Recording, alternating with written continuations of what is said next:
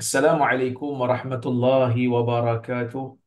Alhamdulillah nahmaduhu wa nasta'inuhu wa nastaghfiruh wa na'udzu billahi min shururi anfusina wa min sayyiati a'malina. Man yahdihillahu fala mudilla lah wa man yudlil fala hadiya lah. Asyhadu an la ilaha illallah wahdahu la syarika lah wa asyhadu anna Muhammadan 'abduhu wa rasuluh. Allahumma salli wa sallim ala Muhammad wa ala alihi wa sahbihi ajma'in. Ya ayyuhalladzina amanu taqullaha haqqa tuqatih wa la tamutunna illa wa antum muslimun. Ya ayyuhan nasu taqu rabbakumul ladzi khalaqakum min nafsin wahidah وخلق منها زوجها وبث منهما رجالا كثيرا ونساء واتقوا الله الذي تساءلون به والأرحام إن الله كان عليكم رقيبا يا أيها الذين آمنوا اتقوا الله وقولوا قولا سديدا يصلح لكم أعمالكم ويغفر لكم ذنوبكم ومن يطع الله ورسوله فقد فاز فوزا عظيما فإن أصدق الحديث كتاب الله وخير الهدي هدي محمد وشر الأمور محدثاتها وكل محدثة بدعة وكل بدعة ضلالة أما بعد. Muslimin dan muslimat yang dirahmati oleh Allah Subhanahu wa taala sekalian. Alhamdulillah, pada malam ini kita dapat berhimpun sekali lagi bersama-sama untuk kita sambung balik kuliah kita. Insya-Allah ni merupakan kuliah terakhir kita lah, sebelum kita bercuti pada bulan Ramadan nanti. Nur Islam Academy akan menutup kuliah dia pada bulan Ramadan. InsyaAllah kita akan jumpa pada bulan Syawal. InsyaAllah. Kerana kita nak beri sedikit fokus kepada bulan Ramadan ni. Kebetulan bulan Ramadan ni pun sebenarnya banyak juga aktiviti-aktiviti Ramadan yang kita terpaksa terlibat. Jadi kita cuti sementara sebelum kita berjumpa lagi pada bulan Syawal jika diizinkan oleh Allah Subhanahu wa taala. Baik. Kita nak sambung kuliah kita yang mana kita berada pada bab tasyahud. Bab pada membicarakan berkenaan dengan hadis-hadis yang ada kaitan dengan tasyahud. Kata Al-Imam Abdul Ghani Al-Maqdisi rahimahullahu taala dalam kitab dia Umdatul Ahkam, an Abi Hurairah qala. Siapa ada buku, siapa ada kitab, boleh tengok hadis nombor 123. Tapi mungkin nombor ni berbeza kerana cetakan berbeza. Saya guna cetakan bersekali dengan kitab Miskhul Khitam. Jadi nombor dia 123 ya. An Abi Hurairah radhiyallahu anhu qala. Sekejap saya paparkan dulu. Kalau siapa yang tak ada kitab boleh tengok ya. An Abi Hurairah radhiyallahu anhu qala.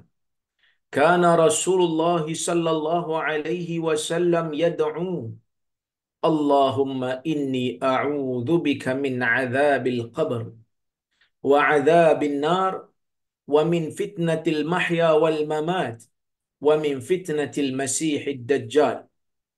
Wa fi lafdhin li Muslim, idza tashahhada ahadukum falyasta'idz billah min arba'. Yaqul Allahumma inni a'udzu bika min 'adzabi jahannam. Thumma dzakara nahwahu. Ni dua riwayat yang dibawakan oleh Al-Imam Abdul Ghani Al-Maqdisi sebagai hadis nombor 123. Mungkin ada yang tanya macam mana nombor boleh beza ni? Tengok. Kalau ikut pencetak yang saya baca ni, kitab yang kita tengok sama-sama ni, dia kira dua riwayat ni sebagai satu. Dia bawa riwayat Bukhari, kemudian dia bawa riwayat Muslim. Tapi dia kira dua-dua ni satu hadis yang sama. Jadi tak kira dua lah, sepatutnya kira dua. Ada yang kira dua. Ni satu, yang ni satu. Tapi dia ni, dia kira nombor yang sama. Jadi sebab itu ada perbezaan penomboran. Jadi kalau ada yang tanya, dia kata, kenapa ada beza nombor-nombor ni? Ini di antara sebab dia lah. Okey, maksudnya daripada Abi Hurairah radhiyallahu anhu, katanya Rasulullah sallallahu alaihi wasallam berdoa. Menjadi kebiasaan Nabi sallallahu alaihi wasallam ni berdoa, Allahumma inni a'udzu bika min 'adzabil qabr. Ya Allah, aku berlindung denganmu daripada azab kubur, wa adzabin nar, daripada azab neraka, wa min fitnatil mahya wal mamat, daripada fitnah bencana kehidupan dan kematian, wa min fitnatil masihid dajjal, daripada bencana al-masih ad-dajjal. Dalam riwayat yang lain dalam sahih Muslim disebutkan, idza tashahhada ahadukum, apabila salah seorang daripada kamu bertasyahud, falyasta'iz billahi min arba', hendaklah dia minta pertolongan, perlindungan kepada Allah daripada 4 perkara. Kalau kita tengok dalam riwayat yang pertama tu, tak ada pun dalam riwayat tu sebut Nabi berdoa bila.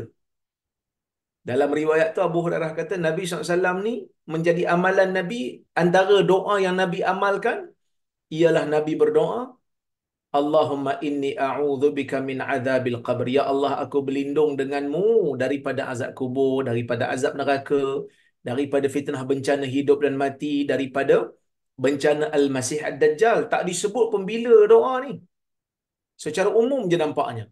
Tetapi apabila kita menghimpunkan riwayat-riwayat hadis, di sana ada riwayat yang menunjukkan Nabi sallallahu alaihi wasallam membacakan doa ini dan mengajarkan kepada para sahabat dan kita semua sebagai umat Nabi sallallahu alaihi wasallam. Nabi ajar untuk baca doa ni sebelum memberi salam, iaitu setelah membaca tasyahud akhir. Setelah membaca tasyahud akhir. Maka dalam riwayat yang kedua ni disebutkan idza tashahhada ahadukum, apabila salah seorang daripada kamu bertasyahud, dah selesai tasyahud, falyasta'iz billahi min arba', hendaklah dia minta kepada Allah perlindungan daripada 4 perkara. Yaqul, lalu dia menyebutkan Allahumma inni a'udzubika min adzabi jahannam. Lalu disebutkan apa 4 perkara tu yang disebut dalam hadis yang awal tadilah. Minta perlindungan daripada azab kubur, minta perlindungan daripada azab kubur, minta perlindungan daripada azab jahannam, minta perlindungan daripada um, fitnah hidup dan mati, dan minta perlindungan daripada Al-Masih Ad-Dajjal. Okey, bila disebut ya Allah, aku minta perlindungan kepadamu daripada azab kubur, apa yang dimaksudkan dengan azab kubur? Azab kubur ni ialah azab yang diterima oleh orang-orang yang tertentu di dalam kuburnya ataupun di mana-mana kalau dia tak berkubur. Dipanggil azab kubur tu kerana kebiasaan mayat bila mati ditanam dalam kubur. Tapi kalau dia tak ada kubur, Allah Ta'ala nak azab dia kerana salah dan dosa dia, boleh. Azab kubur ni merupakan hadis yang mutawatir maknawi. Hadis-hadis berkenaan dengan azab kubur terlalu banyak. Ya, walaupun lafaznya berbeza-beza, tetapi ia membawa makna yang sama, iaitulah azab kubur ni memang ada. Berbeza dengan golongan Mu'tazilah, yang mana golongan Mu'tazilah mengatakan azab kubur ni tak logik. Sebab apa tak logik? Sebab dia kata tak semua orang ada kubur. Lepas tu dia kata macam pelik. Kerana dalam riwayat ahli sunnah ni, ada yang kata dua malaikat datang, iaitu Munkar dan Nakir datang, lalu dia dudukkan mayat. Dia kata macam mana nak duduk dalam kubur? Kubur tu sempit kot. Lalu mereka menggunakan akal fikiran mereka, ya. Mereka menggunakan akal fikiran mereka untuk menolak riwayat yang sahih. Ini masalah Mu'tazilah. Kita di kalangan ahli sunnah ni mereka tidak menggunakan akal dalam membayangkan benda gaib. Akal berfungsi, bukan kita mandulkan akal. Akal berfungsi, tetapi akal itu berfungsi pada ruang lingkup yang layak untuknya, iaitu di dalam lingkungan batasan kemampuan dia. Tapi kalau pada perkara yang gaib, akal tak berfungsi. Akal hanya boleh faham apa penceritaan dia, Tapi nak verify benda gaib, betul ke tidak, ke mana kita nak tahu? Kita nampak pun tidak. Ini ahli sunnah wal jamaah, apabila dalam masalah yang gaib, mereka terima tanpa membagaimanakan, tanpa membayangkan. Samalah macam sifat Allah pun. Bila Allah Ta'ala kata sifat dia begini dan begini, maka ahli sunnah mengatakan kami terima dan kami beriman. Sami'na wa ata'na. Sami'na wa amanna bih. Kami dengar dan kami uh, taat. Kami dengar dan kami beriman dengannya. Bila Allah Ta'ala sebut Allah Ta'ala itu maha mendengar, maka kita beriman Allah maha mendengar. Kalau kita baca dalam Quran, kita tengok Allah Azza wa Jalla itu bersemayam di atas arasy, meninggi di atas arasy, maka kita pun percayalah. Tanpa kita membayangkan, tanpa kita membagaimanakan. Kerana apa? Kerana akal fikiran kita tidak mampu untuk menanggapi masalah ini. Kerana Allah Ta'ala itu tidak dapat dilihat oleh mata kita, tidak dapat dibayangkan oleh fikiran kita, maka kita terima seperti mana dia. Azab kubur ialah perkara yang diterima secara sepakat oleh ahli sunnah wal jamaah. Bahkan ada di kalangan ulama ahli sunnah ni yang menetapkan kitab azab kubur ni, seperti Al-Imamul Baihaqi rahimahullah, menghimpun hadis-hadis berkenaan dengan azab kubur dengan tujuan nak bantah golongan Mu'tazilah, sebahagian daripada mereka yang menolak azab kubur. Yang menolak azab kubur. Maka sebab itu disebut al-qabr, bila disebut qabr, huwal mawdi'u alladhi yudfanu fihi al-mayyit. Dia adalah tempat yang ditanam padanya mayat. Al-Syekh Ibn Utsaimin menyebutkan al-muradu bil qabr ma bainal mauti wa qiyamis sa'ah. Yang dimaksudkan dengan kubur itu ialah tempoh masa antara kematian sehinggalah bangkitnya kiamat. Wa in lam yudfal mayyit, walaupun kalau mayat tu tak ditanam. Wa hadzal hadis wa ma fi ma'nahu yadullu ala sihhati i'tiqadi ahli sunnah fi 'adzabil qabr wa annahu haqq wa yaruddu 'ala al-mubtadi'ati al-mukhalifin fi dhalik. Disebut di sini, dia kata hadis ni dan apa saja hadis yang mempunyai makna seperti ini menunjukkan kesahihan akidah ahli sunnah wal jamaah dalam bab menetapkan azab kubur, dan ia adalah satu perkara yang benar. Dan hadis ini membantah golongan bid'ah yang menyanggahi masalah ini apabila mereka tidak menerima wujudnya azab kubur dengan alasan yang pelbagai. Ada yang kata tak mungkinlah malaikat boleh dudukkan orang dalam kubur tu. Macam mana nak duduk? Tanah penuh atas tu. Kita kata ini benda yang akal tak boleh fikir. Ini benda yang akal hanya boleh untuk terima, faham dan beriman dengannya. Tak boleh kita nak bayangkan bagaimana dan bagaimana, seperti mana yang telah saya sebutkan tadi lah.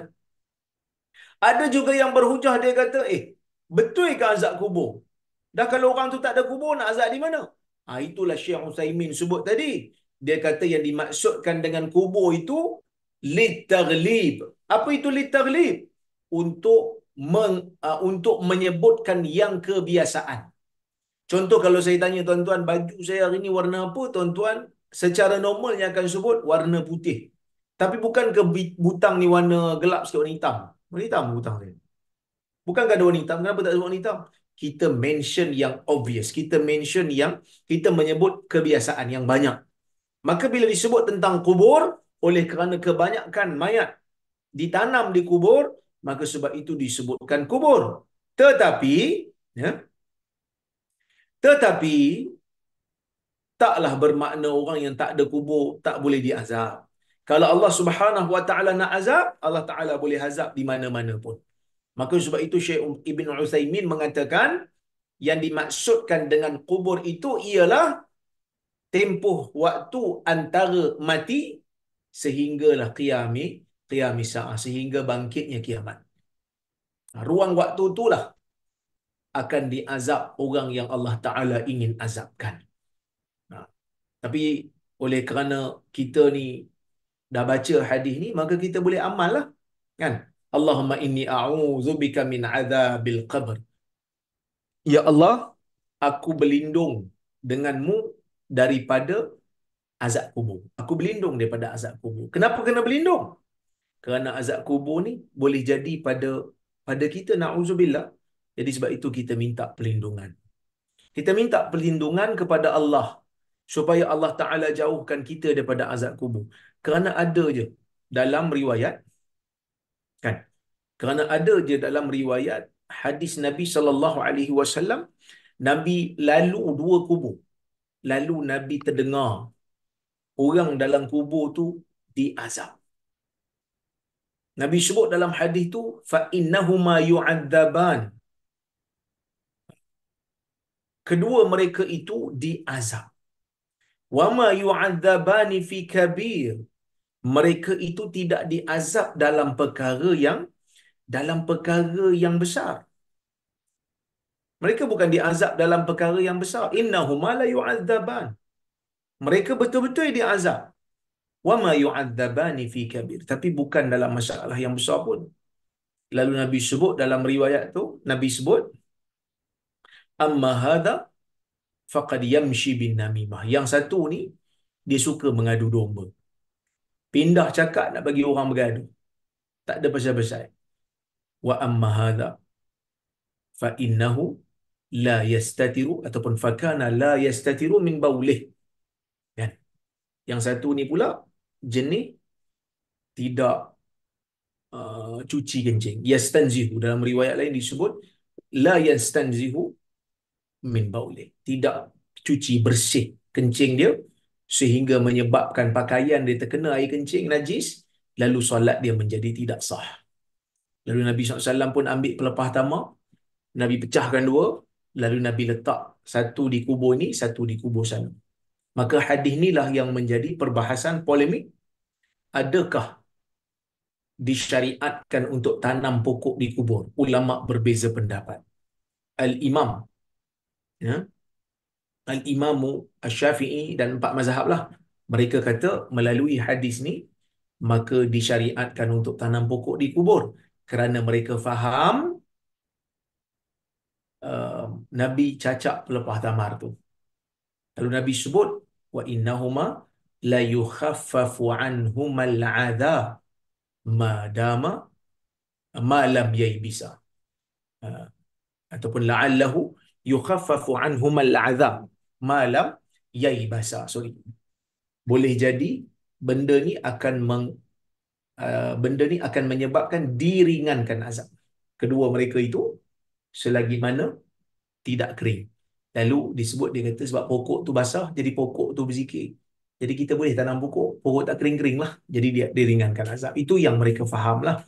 Tetapi sebahagian ulama, ya, seperti Al-Maziri dan yang lain-lain lagi, dia mengatakan bahawasanya tidak disyariatkan pun untuk tanam pokok kerana nak ringankan azab. Kerana yang meringankan itu sebabnya bukan pokok tu, tetapi adalah keberkatan Nabi. Kerana dalam riwayat yang lain disebut bi syafaati, dengan syafaatku akan menyebabkan ringan azab terhadap dua orang ni. Selagi mana tak kering lah. Maka ada dua pandangan di sini. Saya lebih cenderung pada pendapat yang kedua ni. Tapi kita tak bantahlah orang yang pegang pendapat kata boleh tanam tu. Kerana dari sudut penghujahan, saya melihat kekuatan hujah ada pada golongan minoriti ni. Kan? Ada pada golongan minoriti, iaitu tak ada apa-apa pensyariatan untuk meringankan azab di tanam pokok. Kerana Nabi SAW pun tak tanam. Nabi cacak je pelepah tamar tu. Kan? Dan Nabi tak buat di kubur orang lain. Nabi buat di kubur itu sahaja yang diriwayatkan. Tapi kita tak bantahlah kalau ada orang buat. Kerana ini isu khilafiyah dari sudut cara nak faham dalil yang sahih. Okey. Jadi bila disebut azab kubur, ni lah maksud kubur. Kemudian disebut min fitnah, min azabi jahannam tu kita fahamlah azab api neraka. Lepas tu min fitnatil mahya wal mamat. Fitnah. Fitnah ni bencana. Apa maksud fitnah dalam bahasa Arab? Saya dah huraikan banyak kali.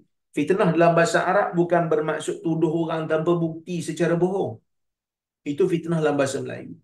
Fitnah dalam bahasa Arab bermaksud bencana. Bencana. Jadi kita minta perlindungan kepada Allah daripada bencana hidup.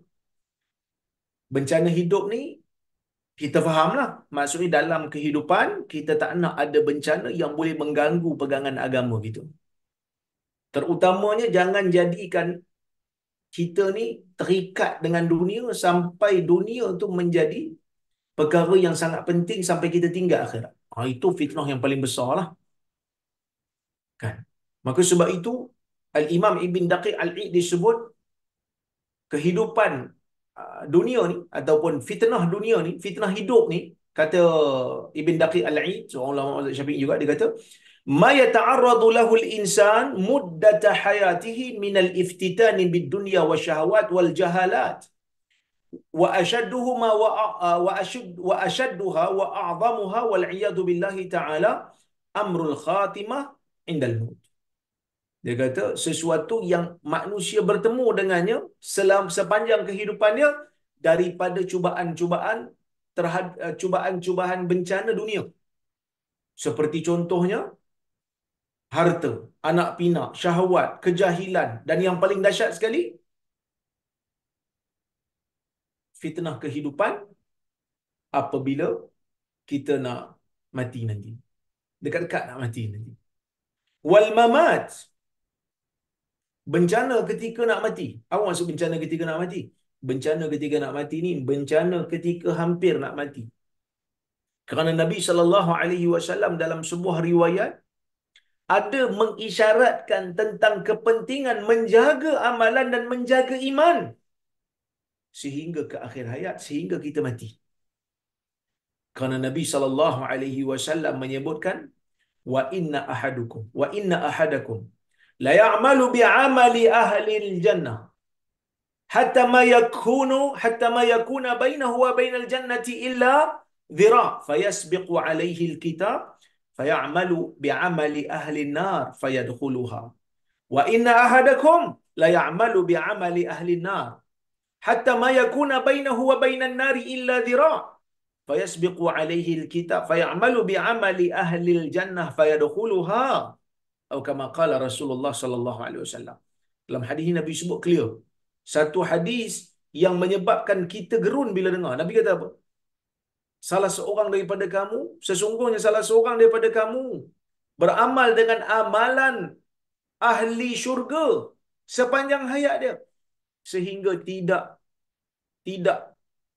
orang kata apa, tidak kekal ataupun tidak berbaki antara dia dengan syurga tu melainkan hanya satu hasta. Ni satu hasta. Daripada ujung ni sampai ke ujung ni hasta. Satu hasta je jarak dia nak masuk syurga. Fayasbiqu alaihi alkitab. Tetapi catatan Tuhan mendahului. Tuhan tahu dah. Satu hari nanti dia ni akan jadi jahat. Dia beramal dengan amalan orang baik. Tapi Tuhan tahu dah. Dia akan beramal dengan amalan ahli neraka. Dia jahat. Dia akan jadi kufur. Fayamalu bi'amali ahli nar fayadkhuluha. Lepas tu dia menjadi kufur. Beramal dengan amalan neraka. Dia masuk neraka. Wa inna ahadakum. Dan ada satu orang lagi. La ya'malu bi'amali ahli nar. Beramal sepanjang hayat dengan amalan ahli neraka. Tak tinggal jarak antara dia dengan neraka ni melainkan hanya satu hasta je. Lalu dia beramal dengan amalan ahli syurga. Dia masuklah syurga. Ada dua tafsiran lah bagi hadis ni. Ada yang kata, ada yang tafsir hadis ni maksudnya orang tu dia tak amal secara ikhlas. Sebab dia kata, dalam riwayat ini disebut, fima yabdu. Hanya pada penilaian zahir aja nampak macam dia beramal dengan amal ahli syurga tapi dia jahat. Hanya dia beramal pada zahirnya macam amalan ahli neraka tapi sebenarnya dia baik. Ada tafsir begitu. Ada juga yang tafsir tak. Di hujung hayat ni penting. Bukan bermakna awal tak penting tak. Awal ni penting juga. Takut kita mati. Kita tak tahu kita mati kan. Kita rasa macam awal lagi tapi kita mati. Na'udzubillah. Takut-takut kita mati. Bukan seperti mana yang dikehendaki oleh kita. Iaitu bukan dengan husnul khatimah. Jadi sebab itu kena hati-hati. Kena jaga amalan kita sentiasa. Supaya kita sentiasa berada di atas kebaikan. Kalau Tuhan matikan kita waktu tu, paling tidak kebaikan pengakhiran kita. Jadi satu orang kalau beramal dengan amalan ahli neraka sepanjang hayat pun, tapi kalau akhirnya dia bertaubat dengan taubat nasuha, lepas tu dia mati, Allah Ta'ala akan terima dia sebagai orang saleh. Tapi kalau satu orang beramal dengan amalan ahli syurga, akhir hayat dia, tiba-tiba jadi kufur, keluar daripada Islam dia, maka dia menjadi orang yang kafir. Lalu apa jadi pada dia? Neraka tempat dia. Walaupun sebelum ini, dia beramal dengan amalan ahli syurga yang sangat banyak. Tapi kerana dia kufur, dia mati atas kekufurannya, maka kekufuran itu akan jadi penyebab untuk dia dicumban oleh Allah Subhanahu Wa Taala masuk ke dalam neraka Allah. Jadi ini benda yang menakutkan kita. Jadi sebab itu Nabi SAW ajar kita untuk kita berlindung kepada Allah daripada bencana apabila kita nak meninggal dunia. Biar masa kita nak meninggal tu, paling tidak kita boleh mengucapkan kalimah la ilaha illallah. Nabi SAW menyebutkan, Man kana akhiru kalamihi fid dunya la ilaha illallah, dakhalal jannah, atau kama qala. Sesiapa yang kalam akhirnya dalam dunia ni la ilaha illallah, maka dia akan masuk ke dalam syurga. Ya, baik. Kemudian Nabi SAW sebut, wa min syarri fitnatil masihid dajjal. Yang keempat, minta perlindungan kepada Allah daripada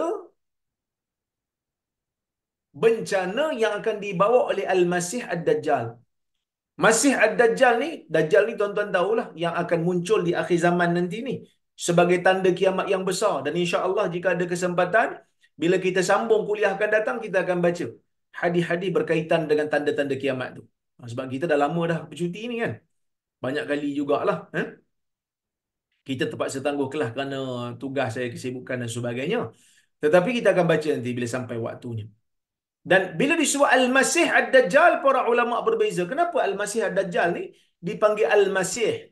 Yang jadi keliru ni sebab Nabi Isa pun dipanggil Al-Masih. Tapi karakter kedua-duanya berbeza. Dajjal ni lambang kekufuran. Nabi Isa ni lambang keimanan. Dua-dua akan turun di akhir zaman nanti ni. Dan yang akan bunuh Dajjal tu sendiri ialah Nabi Isa. Jadi kenapa Nabi Isa dipanggil sebagai Al-Masih? Dajjal juga dipanggil sebagai Al-Masih. Okey, kita pergi kepada Dajjal dulu. Kenapa Dajjal tu dipanggil Al-Masih? Biasanya kalau disebut Al-Masih sahaja, tak diletakkan nama selepas dia, kebiasaannya merujuk kepada Nabi Isa. Al-Masih tu kalau tak diletak nama belakang, merujuk kepada Nabi Isa. Tapi kalau nak disebut, kalau nak dimaksudkan dengan Dajjal, kita tak akan sebut Al-Masih saja. Kita akan sebut Al-Masih Ad-Dajjal. Ya.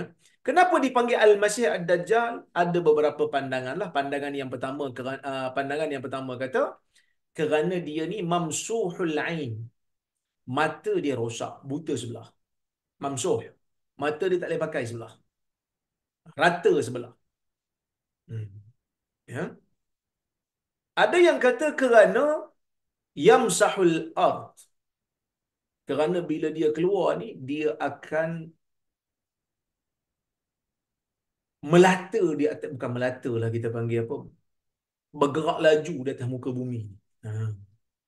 So ada dua pandangan di situlah. Manakala Nabi Isa pula, kenapa dipanggil Masih? Ada juga beberapa pandangan. Uh,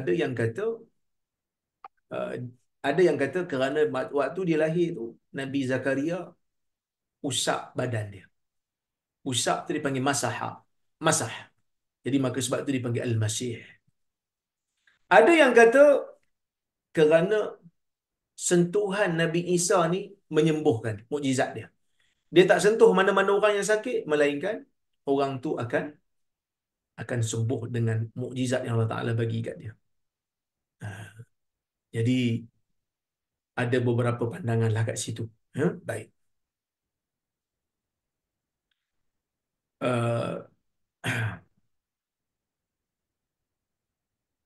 Dan minta perlindungan kepada Allah daripada azab neraka Jahannam. Neraka Jahannam ni neraka lah. Sebahagian ulama kata, seperti Al-Imam Al-Qurtubi menukilkan katanya, neraka Jahannam ni adalah neraka yang paling ringan. Dah tu kenapa kita minta perlindungan kepada Allah daripada azab neraka yang paling ringan? Kita minta neraka yang paling ringan ni, pelindungan neraka yang paling pelindungan daripada neraka yang paling ringan ni, kerana kalau paling ringan, ya, kalau paling ringan pun kita akan selamat, maka yang lain pun insya-Allah akan selamat. Itu sebahagian pendapat lah.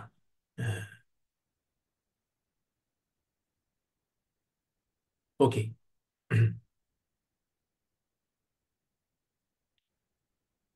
Kita pergi kepada perbahasan yang kita nak ambil kat sini. Oh, ada. Kita baca hadis yang kedua dulu, lepas tu baru kita ambil perbahasan dia, insya-Allah. Hadis nombor 124. Sekejap, saya paparkan dulu.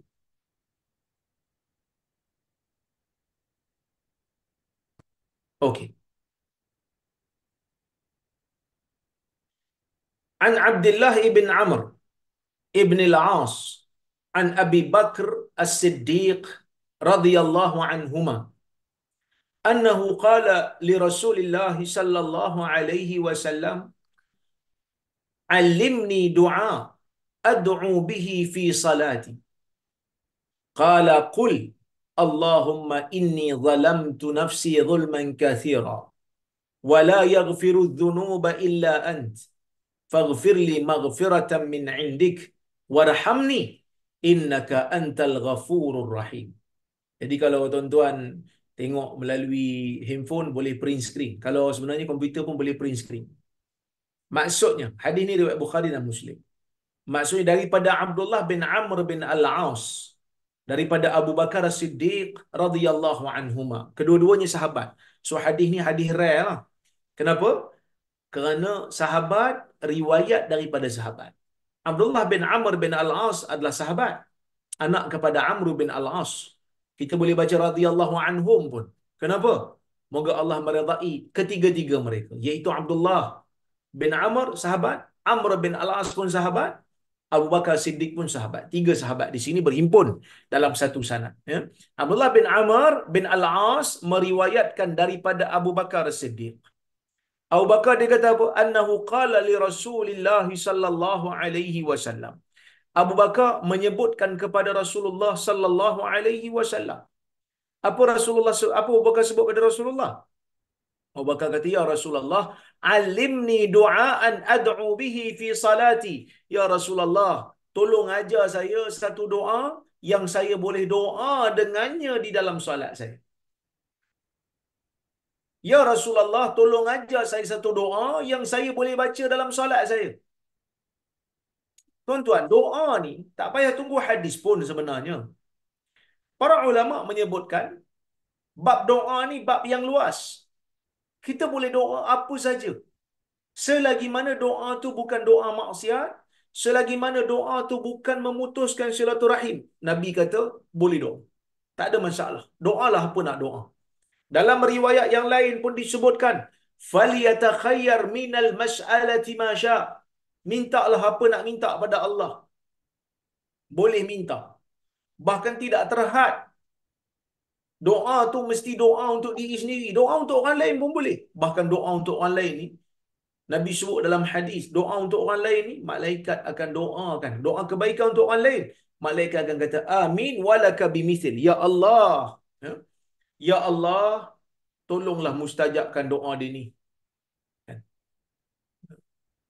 Tolonglah mustajabkan doa dia ni untuk kawan dia, untuk saudara se-Islam dia, dan untuk walaka bimithil.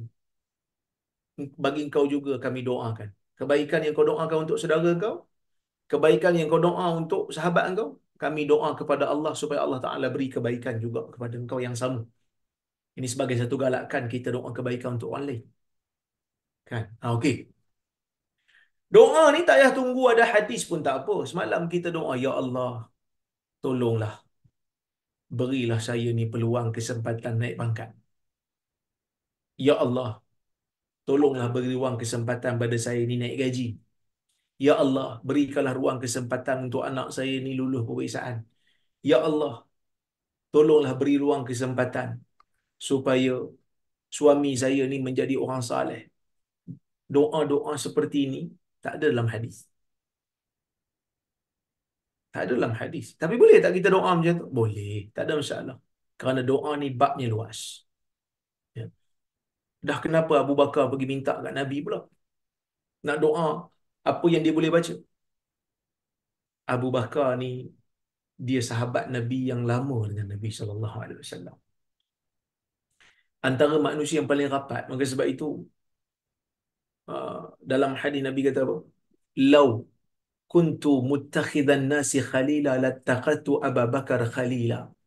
Kalau aku boleh ambil orang lain sebagai orang yang dia paling sayang penuh, aku ambil Abu Bakar sebagai sahabat yang aku sayang penuh. Walakin akhi wa sahibi. Tapi dia, ya, akhi, saudaraku, wa sahibi, dan sahabatku. Jadi dia rapat dengan Nabi dan dia tahu doa Nabi ni tak ada tandingan dia. Doa Nabi tidak ada tandingan. Hebat doa Nabi. Doa Quran dengan doa sunnah. Hebat. Tuan-tuan, saya nak cadang. Tuan-tuan pun nak tahu keindahan doa Nabi sallallahu alaihi wasallam. Tuan-tuan boleh pergi dekat Facebook Datuk Mufti Perlis. Dia ada syarahkan doa-doa Nabi, doa-doa maksur, hikmah yang boleh diambil daripadanya. Dia buat kuliah lepas subuh. Jadi banyak manfaat yang kita boleh ambil. Kerana doa Nabi ni sangat dahsyat. Jami' mani'. Jami' menghimpunkan banyak, mani' melarang benda lain yang tak baik untuk masuk dalam doa. Maka sebab itu Nabi SAW ni dia ada keistimewaan.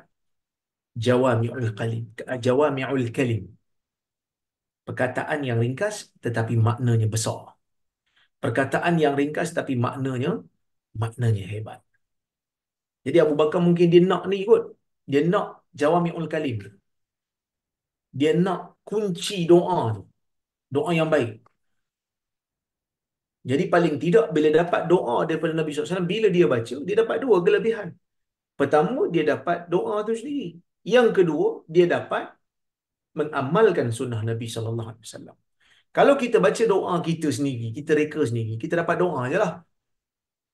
Amal sunnah tu tak dapat lah, sebab doa tu kita reka sendiri. Yang ni, Nabi bagi. Dia nak doa tu. Okey. Maka Nabi SAW bagi tahu kepada Abu Bakar, ni doa yang boleh kita hafal sama. Doa pendek je. Allahumma inni zalamtu nafsi zulman katsira. Wahai Tuhan, aku telah menzalimi diri aku dengan kezaliman yang banyak. Ya Allah, aku telah menzalimi diriku dengan kezaliman yang banyak. Doa-doa Nabi ni ada pujian terhadap Allah, ada sifat iktiraf daripada hamba, khudu', tunduk, menghina diri di hadapan Allah, kemudian barulah dia minta. Allahumma inni zalamtu nafsi zulman katsira. Wahai Tuhan, aku menzalimi diri aku dengan kezaliman yang banyak. Zalim ke kita ni? Kan manusia ni zaluman jahula. Zalim atas diri dia dan orang lain. Jahula, jahil pula tu. Itulah insan. Wa hamalahal insan. Sebab tu kita terima amanah yang Allah Ta'ala nak beri ni. Kita terima. Sebab apa?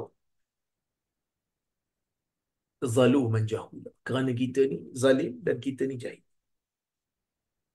Okey, tak apa.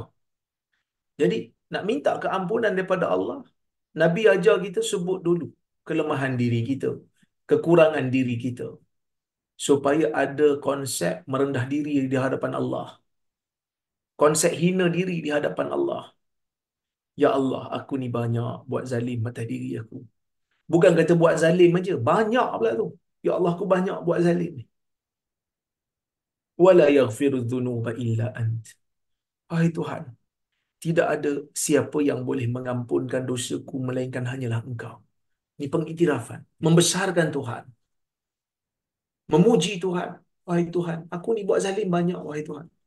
Tapi tak ada siapa yang nak ampun dosaku melainkan hanya Engkau, wahai Tuhan.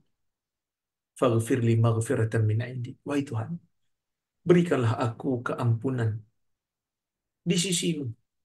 Kerana yang boleh mengampunkan dosa ni Engkau. Tak ada siapa yang boleh ampunkan dosa-dosa aku, kezaliman-kezaliman yang aku buat ni.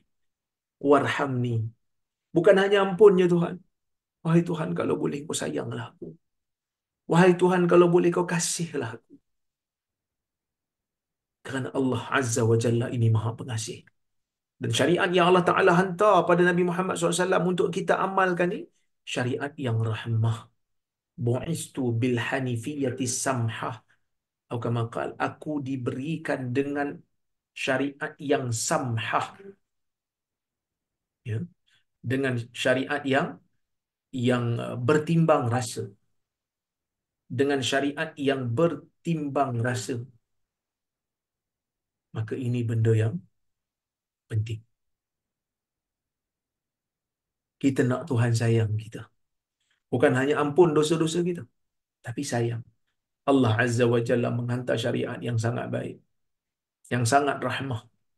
Ya. Jadi bila dia ampun dosa orang, dia berikan pahala pula atas doa yang orang tu beri. Itu yang bagus itu. Kan? Kemudian, innaka antal ghafurur rahim. Puji Tuhan, sesungguhnya engkau maha pengampun dan maha penyayang. Kita nak Tuhan bersifat rahmah pada kita, dia ampun dosa kita, dia beri pahala pada kita. Atas bacaan doa yang kita buat, atas sunnah yang kita amal, atas ibadat-ibadat yang kita buat. Dosa dicuci, pahala dia bagi. Itu yang kita nak tu. Kita harap yang tu. Okey. Bila kata aku zalimi diriku dengan kezaliman yang banyak. Eh, aku ni zalim ke? Ya, zalim. Zalim ni apabila kita tidak melaksanakan apa yang sepatutnya atas kita. Zalim ni ada banyak definisi lah. Ada yang kata zalim ni uh, bertindak pada benda yang bukan milik kita tanpa izin. Itu zalim. Ada yang kata zalim ni melampaui batas. Ada yang kata zalim ni ialah kita letakkan sesuatu bukan di tempat dia. Tapi yang ni, yang nombor 3 ni biasalah kita dengar. Letak sesuatu bukan di tempat dia, kira zalim. Dia kita zalim kat mana? Ada orang zalim dengan Tuhan dia. Macam mana dia zalim dengan Tuhan? Tuhan terzalim ke? Tuhan tak terzalimi. Tapi dia berlaku zalim pada Tuhan. Bila? Bila dia buat syirik. Inna syirka la zulmun azim. Syirik tu kezaliman yang paling besar. Sebab dia tak letak di tempat yang betul. Ya? Sepatutnya dia letakkan ibadah dia itu pada Allah. Dia letakkan tu hanya untuk Allah. Tapi dia pergi sembah benda lain. Zalimlah dia. Apabila dia laksanakan maksiat, sepatutnya dia beribadat kepada Allah. Kerana Allah dah bagi macam-macam kurnia kat dia. Tapi dia tak buat. Dia pergi melakukan maksiat pada Allah. Zalimlah tu. Dia zalimlah tu. Kan? Dan ada zalim dengan manusia. Zalim dengan manusia ni pula kena pergi minta maaf kat manusia lah. Tak padan pergi minta maaf dekat Tuhan, dekat manusia tak minta maaf, tak minta halal. Itu kalau kezaliman dengan manusia lah. Okey. Jadi ini doa yang diajar oleh Nabi sallallahu alaihi wasallam. Okey. Bila disebut maghfiratan min indik, faghfirli maghfiratan min indik. Wahai Tuhan, tolonglah ampunkan saya dengan keampunan daripada sisimu. Ibn Daqiq Al-Id kata, min indik kat situ dengan maksud, pertama, kita nak menetapkan tauhid, hanya Allah saja Tuhan yang kita minta ampun. Tak ada Tuhan lain dah yang boleh ampun ni. Tak ada Tuhan lain yang berhak untuk diminta keampunan, kerana Tuhan tu hanya satu. Ada yang kata gitu. Ada yang kata, ya, Allah saja yang boleh bagi keampunan. Allah itu Maha Pemurah. Kalau Tuhan tak ampun pun Tuhan boleh buat. Tuhan boleh je tak ampunkan manusia yang minta ampun kat dia. Hak Tuhan. Tapi bila kata faghfirli maghfiratan min indik, wahai Tuhan, ampunkanlah aku dengan keampunan di sisimu. Kerana kau boleh bagi pengampunan tu. Dan bila kau bagi, ia merupakan satu kurnia yang sangat besar bagi wahai Tuhan. So ada dua makna yang kita boleh tetapkan kat sini. Sama ada kita nak menetapkan tauhid kepada Allah kerana Allah saja yang boleh mengampunkan dosa, ataupun kita nak tekankan dengan makna kurnia Allah bila memberi pengampunan kepada makhluk. Kerana Allah tidak boleh dipaksa untuk mengampunkan makhluk. Tapi Allah Ta'ala itu maha pengampun. Dengan kurnia Allah, Allah boleh ampunkan. Okey. Innaka antal ghafurur rahim. Sebagai penutup, kita puji Allah Azza wa Jalla. Okey. Jadi ghafurur rahim, ghafur itu kerana kita minta ampun pada Allah. Rahim itu kerana kita minta sifat kesian dan belas kepada daripada Allah kepada kita. Okey. Kita masuk kepada bab perbahasan hukum. Okey. Apa hukum doa selepas tasyahud akhir? Kita ada hadis kat sini. Hadis sebut disyariatkan berdoa. Doa yang diajar oleh Nabi SAW kita baca dua tadi. Satu, minta perlindungan kepada Allah daripada 4 perkara. Azab kubur, azab jahannam, fitnah hidup dan mati, fitnah Masih Dajjal. Satu lagi minta keampunan dan minta rahmat daripada Allah. Allahumma inni zalamtu nafsi zulman katsira wa la yaghfiru dhunuba illa anta faghfir li maghfiratan min 'indik warhamni innaka antal ghafurur rahim. Itu di antara doa yang diajar oleh Nabi SAW kepada Abu Bakar. Ada tak doa lain lagi? Dia kata, Ustaz, yang Ustaz baca tu panjang sangatlah Ustaz. Boleh tak bagi yang pendek saja untuk saya? Boleh. Yang pendek, kita dengar yang pendek.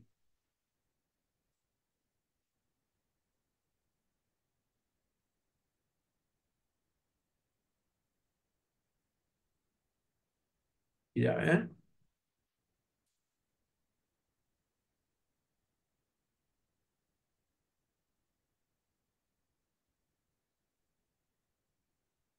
Saya ingat saya dah buka tadi Maktabah Syamilah, tak buka pula. Saya nak tunjuk tuan-tuan. Dalam riwayat Abu Dawud, ada seorang sahabat Nabi SAW datang kepada Nabi.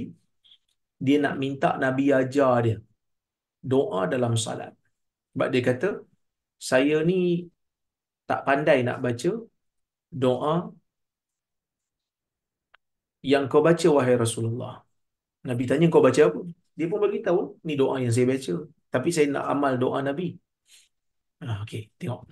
Dalam riwayat Abu Dawud dengan sanad yang sahih. Sekejap Kata hidung lah.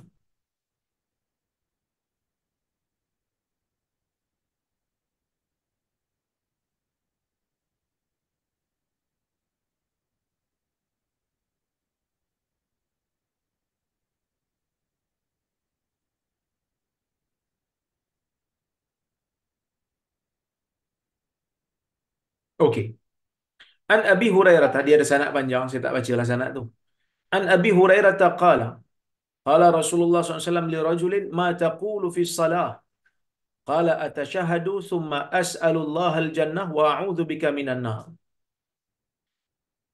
ama wallahi ma uhsinu dandanataka wala dandanata Mu'adz qalaha faqala haulaha nudandin. Hadis riwayat Abu Daud dengan sanad yang sahih. Maksudnya daripada Abi Hurairah, katanya Rasulullah sallallahu alaihi wasallam bersabda kepada seorang lelaki daripada kalangan sahabat. Nabi tanya dia, "Ma taqulu fis salah?" Apa yang kau baca dalam solat kau? Dia kata, "Atasyahadu, aku bertasyahud dalam solat. Thumma as'alullah al-jannah wa a'udzu bika minan wa a'udzu bihi minan nar." Aku minta kepada Allah syurga, aku minta perlindungan daripada neraka. Maksudnya dia baca dalam solat dia, lepas dia baca tasyahud tu, Allahumma inni as'alukal jannah wa a'udzu bika minan nar. Saya ulang lagi. Allahumma inni as'alukal jannah wa a'udzu bika minan nar. Ya Allah, aku mohon kepadamu syurga. Ya Allah, aku berlindung kepadamu, aku berlindung denganmu daripada neraka. Lepas tu dia katalah, demi Allah, saya tak pandai nak baca doa engkau, ya Rasulullah. Saya tak pandai nak baca doa Muaz. Kata Nabi SAW, haulaha nudandin. Pada perkara yang kamu doa tu juga kami doa. Kami baca tu juga. Maksud Nabi mengiktiraf doa yang dia baca tu sebagai benda yang baik dan ia menjadi sunnah.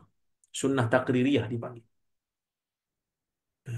Sunnah takririyah. Jadi, ini boleh kita amalkan ya, dalam kehidupan kita, dalam solat kita, kita boleh amal. Sebelum kita memberi salam, sewaktu lepas baca tasyahud tu, Kita doa Allahumma inni as'alukal jannah wa a'udzu bika minan nar. Jadi kita boleh amalkan. Pendek je. Nah, so, sangat-sangat pendek. Jadi ini benda-benda yang mudah sebelum kita bagi salam. Kadang-kadang kita ni ada dengar juga ataupun terlihat juga ataupun kadang-kadang imam dia baca kuat sikit kita pun terdengar lah kan. Dia orang kata apa? Dia baca doa ni ketika bagi salam. Assalamualaikum warahmatullahi Allahumma inni as'aluka Allahumma inni as'aluka as'alu ridhaka wal jannah. Assalamualaikum wa a'udzubika minan nar. Kalau kita kedepankan sikit sebelum bagi salam tu bagus. Sebelum bagi salam. Eh? Sebelum bagi salam pun bagus juga. Jangan ketika bagi salam tu dah habis dah doa. Itu di antara perkara yang kita boleh amal lah. Senang ya, untuk kita buat, pendek, ringkas, sunnah. Yang penting sunnah tu. Sebab kadang-kadang zaman ni orang duk macam-macam duk buat, guru tu ajar ni, guru tu ajar ni kan. Jadi kita sepatutnya lebih mengiktiraf apa yang ditunjukkan oleh Nabi sallallahu alaihi wasallam. Okey. Kemudian apa hukum kita membaca doa lepas tasyahud? Nabi dah ajar tadi dah. Hukum dia apa? Ulama berbeza pendapat. Doa lepas tasyahud akhir apa hukum? Sebahagian ulama mengatakan wajib. Kerana apa? Kerana dalam riwayat tadi disebut wajib, iaitu disebut arahan. Falyasta'iz billah. Hendaklah dia minta perlindungan kepada Allah. Hendaklah tu maksudnya dia guna bahasa yang arahan. Bila arahan kira wajib lah. Siapa ambil pandangan ni? Pandangan ni ialah pandangan Ibnu Hazmin Al-Andalusi, Az-Zahiri, sebahagian ulama Hambali, dan inilah pendapat yang dipegang oleh Al-Imam Syaukani dan juga As-San'ani. Dia kata wajib. Tetapi Ibnu Hazmin dia tak kata wajib baca doa ni ketika tasyahud akhir saja. Tasyahud awal juga. Tetapi pandangan Ibnu Hazmin ni salah, tak tepat. Sebab menyanggahi dalil. Sebab dalam hadis yang lain disebut dalam riwayat Muslim, "Idza faragha ahadukum minat tasyahudil akhir." Disebut tasyahud akhir. Doa ni lepas tasyahud akhir, bukan tasyahud awal. Tasyahud awal sangat-sangat ringkas. Tak sempat nak baca doa pun. Ya? Baik, manakala pandangan majoriti ulama, dan pandangan ni tepatlah, pandangan majoriti ulama mengatakan bacaan doa dalam salat selepas daripada membaca tasyahud dan sebelum memberi salam itu tidak wajib, sebaliknya hanya sunat. Kenapa sunat? Kerana dalam riwayat disebut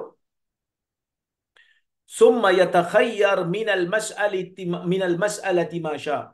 Kemudian lepas dia baca tasyahud, pilihlah mana-mana permintaan yang dia nak pilih, yang dia inginkan, yang dia suka nak minta pada Tuhan dia. Bila disebut pilih mana-mana permintaan dia nak pilih, yang dia nak, itu menunjukkan ada pilihan. Nak baca boleh, tak baca pun tak. Dalam riwayat Bukhari disebutkan summa yatakhayyar minad du'a'i a'jabahu ilaihi fayad'u.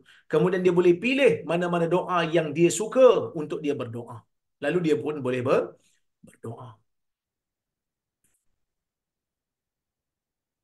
Begitu juga hadis Abu Daud yang kita baca tadi, ketika mana Nabi SAW tanya, "Kau baca apa dalam doa kau?" Dia pun sebut, "Allahumma inni as'alukal jannah wa a'udzubika minan nar." Itu juga menunjukkan bahawasanya sahabat ni dia tidak ada doa yang khusus, setiap masa dibaca doa yang sama je. So Nabi memberikan keluasan dan keringanan, nak baca doa ni boleh, nak baca doa tu boleh. Dan pendapat yang tepat, wallahu a'lam, ialah pandangan majoriti ulama dalam masalah ni, iaitu membaca doa tersebut ialah sunnah. Taklah wajib, tapi sunnah. Cuma rugilah kalau kita tinggalkan. Pendek macam mana pun bacalah. Cubalah untuk hafal. Kerana doa di tempat yang seperti ini sangat-sangat mustajab. Sangat-sangat mustajab. Jangan tinggal, rugi. Kerana saya ada pengalaman peribadi. Orang yang tak saleh macam saya pun, Allah Ta'ala berikan keajaiban. Ya, Allah Ta'ala berikan keajaiban dengan doa yang saya amalkan tu. Jadi tuan-tuan, jangan tinggalkan tempat. Wallahu Ta'ala a'lam bissawab. Okey. Nak doa selain daripada doa yang Nabi ajar ni boleh tak? Boleh. Tak ada masalah. Sebab tu Nabi sebut tadi, summa yatakhayyar minal mas'alah. Kemudian boleh pilih mana-mana permintaan dia nak pilih. Nak doa sesuatu yang spesifik, boleh. Boleh ke doa dalam urusan dunia? Boleh, tak ada masalah. Cuma, janganlah minta dunia semata-mata. Mintalah dulu dengan kebaikan dunia dan akhirat. Minta dulu kebaikan akhirat pun okey, lepas tu baru minta kebaikan dunia. Kerana apa? Dunia ni bukan lama sangat. Takut-takut kita minta tak sempat dapat, meninggallah kita. Ha, wallahu a'lam bissawab. Mudah-mudahan ada manfaat kuliah kita pada malam ini. Insya-Allah. Saya nak letakkan dulu nota supaya takut-takut saya lupa. Jadi kita boleh sambung insya-Allah selepas Syawal nanti jika diberikan kesempatan oleh Allah Subhanahu wa taala. Okey, saya tengok soalan ataupun komentar kalau ada ya. Yang mana saya sempat je lah. Yang mana saya mampu juga. Kadang-kadang soalan-soalan pun saya tak mampu jawab. Jadi saya tak mau jawab lah. Kerana saya perlu baca lagi. Assalamualaikum warahmatullahi wabarakatuh. Sorry, lari tajuk. Saya ada tengok satu video ustaz yang cakap bacaan tahiyat adalah bacaan yang diambil daripada perbincangan Nabi SAW dengan Allah apabila Nabi Isra' Mi'raj. Adakah pernyataan itu betul dan ada asal? Jazakallah khairan. Pertama, bacaan tasyahud tu memang ada hadis yang sahih. Kita dah bincang sebelum ni. At-tahiyyatul mubarakatus salawatut tayyibatu lillah ila akhiril hadis. At-tahiyyatu lillah wa salawatu wat tayyibat ila akhiril hadis. Ada perbezaan. Ada tasyahud Ibnu Abbas, ada tasyahud Ibnu Mas'ud, ada tasyahud Aisyah, ada tasyahud Abu Musa. Kita dah bincang dah sebelum ni. Bacaan tasyahud tu sahih dalam hadis. Tetapi adakah bacaan itu sewaktu dialog Nabi SAW dengan Allah di malam Mi'raj? Tidak ada asal. Tidak ada asas. Tasyahud itu diajar oleh Nabi SAW kepada para sahabat. Bukan Nabi dapat ketika malam Mi'raj kerana ia tidak ada asalnya. Ya, wallahu a'lam.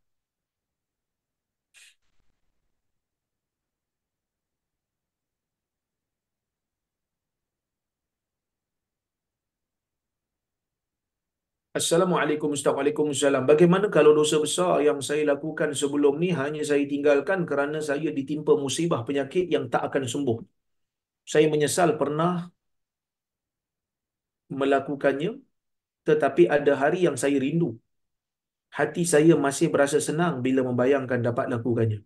Adakah ini taubat saya belum nasuha? Okey.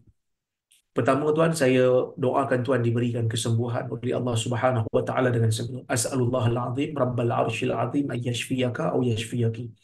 Moga tuan diberikan kesembuhan oleh Allah Subhanahu wa taala. Yang kedua, taubat ni dia ada 3 rukun yang perlu dipenuhi. Pertama, meninggalkan amalan tersebut, berazam tak mau buat lagi dan menyesal atas perbuatan tersebut. Jika ada 3-3 ni, tuan dikira bertaubat. Kalau datang perasaan seronok lepas itu, tuan istighfar. Kerana kemungkinan ia datang daripada godaan syaitan. Kerana Allah Ta'ala itu maha pengampun. Datang perasaan sebegitu, istighfar. Ya Allah, ampunkan aku. Aku tak boleh gembira. Tak boleh ada perasaan gembira bila boleh dapat buat dosa. Itu utamanya dosa besar. Tak boleh ada perasaan tu. Istighfar. Istighfar dan istighfar. Dan lazimi orang-orang saleh, biarkan diri dikelilingi oleh orang-orang saleh, lazimi majlis ilmu, lazimi ibadah supaya kita dapat merasai nikmat berada dalam ilmu yang sahih dan ibadat yang benar kepada Allah Subhanahu wa taala. Assalamualaikum Dr. Waalaikumsalam. Boleh ke baca kedua-dua doa dalam satu solat? Tak ada masalah. Boleh. Nak baca satu boleh, nak baca dua boleh, nak baca macam-macam versi pun boleh. Nak baca yang tak ada dalam hadis pun boleh, selagi mana kebaikan dunia dan bukan minta kebaikan dunia dan akhirat, dan bukan minta maksiat ataupun memutuskan silaturahim. Ustaz, adakah solat ni doa Adakah solat ini doa? Dan adakah doa ni baca lepas azan kerana kena angkat tangan? Kawan saya marah, saya baca cuma tak angkat tangan. Ini bukan doa di luar solat, ni baca dalam solat, tak perlu tanda tangan. Tangan kita berada di atas peha kita. Satu sedang mengisyaratkan sebab tengah baca apa ni, baru lepas baca tasyahud, satu lagi di apa, dibuka dan diletakkan di atas peha kita.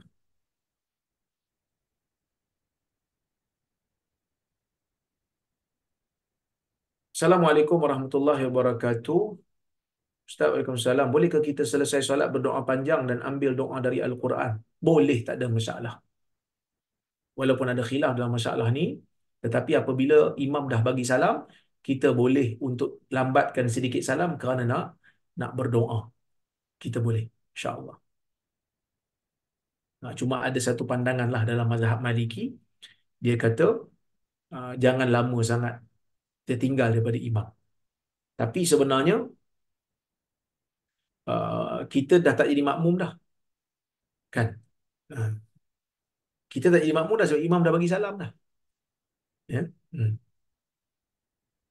Ya, saya tunjukkan dia punya fatwa. Ada fatwa di sini.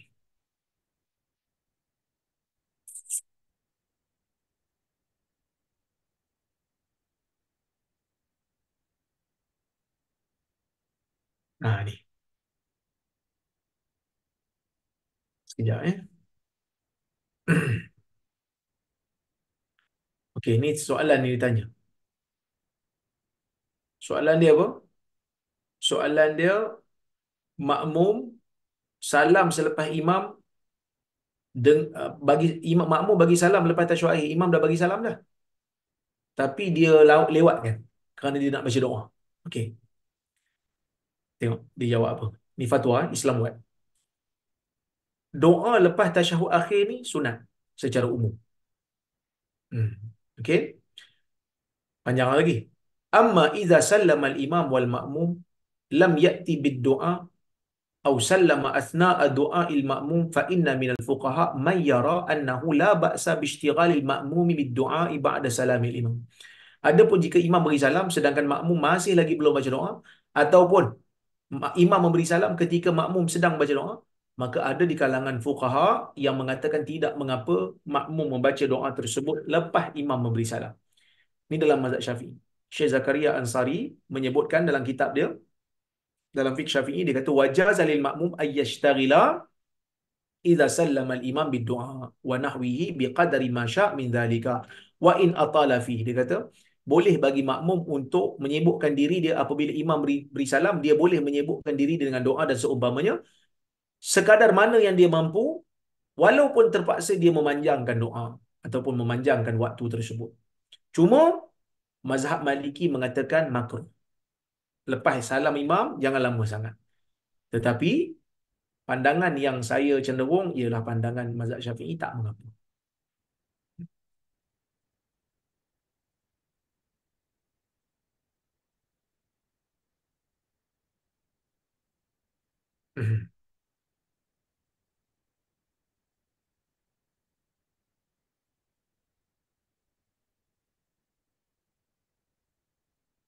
Assalamualaikum Dr. Waalaikumsalam. Saya pernah mendengar dalam kuliah, maaf tak ingat hadis itu, Nabi SAW berdoa apabila beliau membaca ayat azab atau ayat nikmat dalam Quran.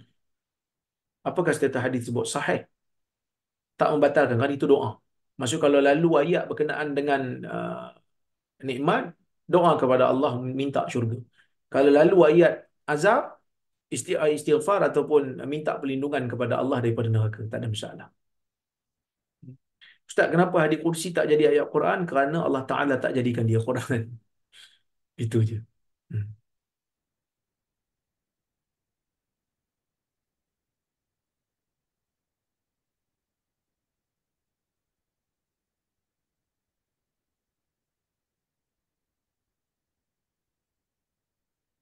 Okey.